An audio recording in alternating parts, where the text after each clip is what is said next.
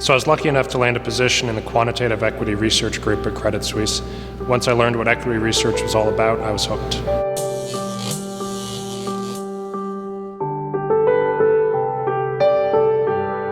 Our current sector outlook is very constructive for the solar sector. We believe the solar sector will grow 20% this year. Right now, penetration is less than 1.5%, and the cost of solar energy has fallen dramatically.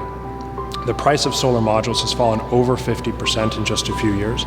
The all-in cost for a residential solar system has fallen 45%, while utility-scale systems have fallen 60%. This is making solar a cost-competitive source of energy, that now you can bid solar energy for $50 to $70 per megawatt hour, which is at parity with wholesale power markets. So the sector has fundamentally changed from a time when it was too expensive to now being cost competitive.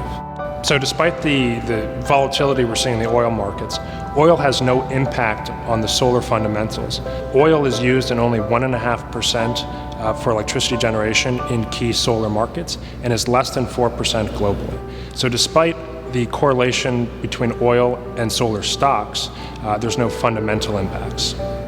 Within the sector, we've remained somewhat cautious on the upstream solar module manufacturers given continued oversupply, but on the downstream side of solar project development, we've been quite constructive, particularly in the small-scale distributed generation segment, commercial and residential rooftop.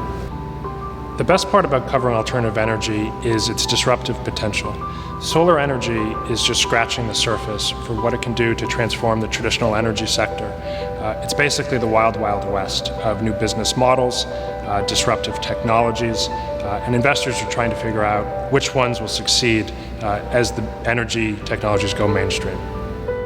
The toughest part about covering these companies is there's no standard metrics to compare. These are all unique business models, so it's challenging to easily say, this is how an investor should evaluate this company versus another company. It's really up to the investors and analysts to try to figure out what are the important metrics and how should we look at this nascent industry to understand its potential. It's a very humbling job. We want to be right 100% of the time, and that can never be the case. And so when you're not right, you have to take it personally to some extent. If I wasn't in equity research, I think I'd be doing something entrepreneurial. So I'd either be wildly more successful or wildly less successful, which I guess is the fun.